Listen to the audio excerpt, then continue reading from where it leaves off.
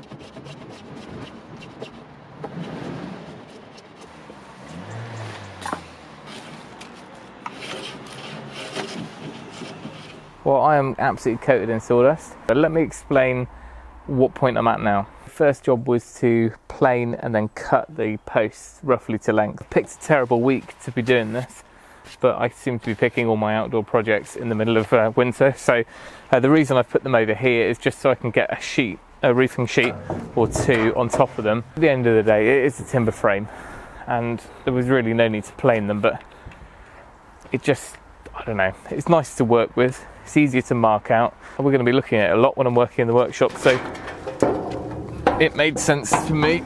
So by keeping the water off, it just means that the grain's not going to get raised too much, and also machines aren't going to get clogged up if the wood's damp. This is my backup 7x7 or 175 square beam, so I can cut that into posts, or I could replace a beam or whatever. It's just good to have a backup. It is all beginning to look embarrassingly oversized and over-engineered, I know, but these are the last bits I've got done, which are the 2 5-meter beams which will run along the ends of the building. They're going to be up on top of the posts, and then on the bottom I've got the 100 by 175, so they're 4-inch for the sill. We're losing light, but let me give you a bit of a walk around just to kind of give you an overview. So like I was saying, down here, these are the studs, essentially, some narrower posts. That is our spare beam, and this is all our rough sawn gear still to sort out, and these are the longest and heaviest ones that are left. So these are what will be the braces, the corner braces, so they need to be cut down, and they'll be cut into about 1 meter lengths, but I'm going to plane them all down first, and then I can work on these in the workshop, probably use the bandsaw for that, speed things up. In the same dimension, these are the sills, so they'll be along the bottom, and they are 6 meters long and 5 meters long. And I was going to do it in sections and do a scarf joint, but I mean, just look at that. They're straight enough as they are, and they were able to easily cut over 6 meters for me, so made sense to just go that way, and one less thing to worry about. Start to get things up on sawhorses. I'm going to probably frame and assemble them, and then somehow manhandle them up with some Stonehenge heroic attempt, rather than piece by piece. It might be better to do it piece by piece, but we can at least dry fit it out horizontally. And finally, the big boy. This is where all sorts of scale and proportion go out the window. This is a 300mm by 125 or 1 foot by 5 inch beam. Now in a future video I'll go through the full design of the workshop and the layout and that sort of stuff. But essentially this is the only timber that is going to be in the whole roof. All it is just one ridge beam, which is going to run the longest side, straight down the middle of the building, sat on the frame. And just the height of this alone will give us the pitch for our very shallow pitched 2.5 meter tall building.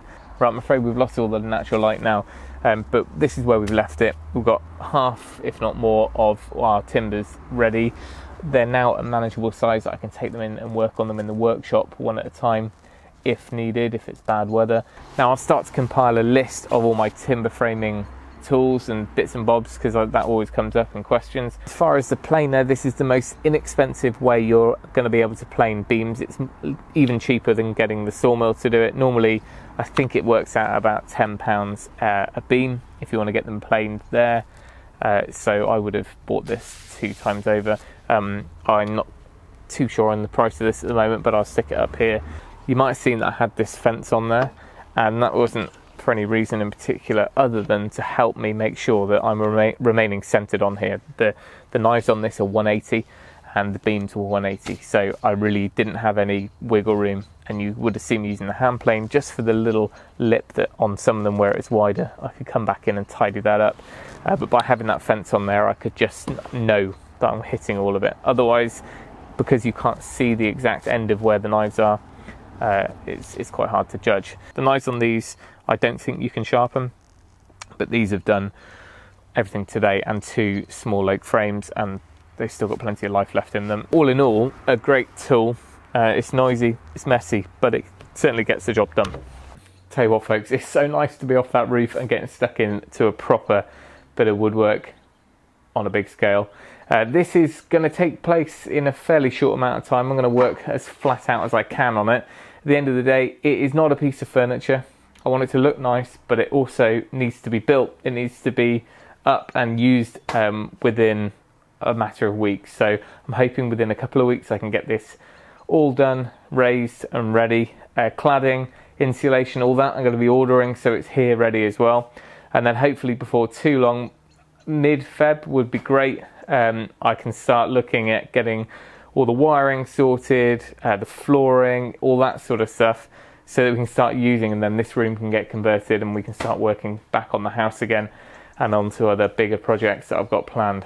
Hopefully in the next video or two we'll be jumping onto the tools, the less messy tools, and doing the more intricate work to get all this joinery done. It's far more satisfying than sticking on ear defenders for 6 hours and making shavings. But while you're waiting for those, you can check out some of the other timber framing videos I've done where I'm just kind of learning on the job and teaching myself a few bits. They're here, they're oak, they're a similar sort of joinery, and they'll give you a taster for what's to come. But that's it, thank you for watching. Remember, if you can, do it yourself, and we'll see you next time.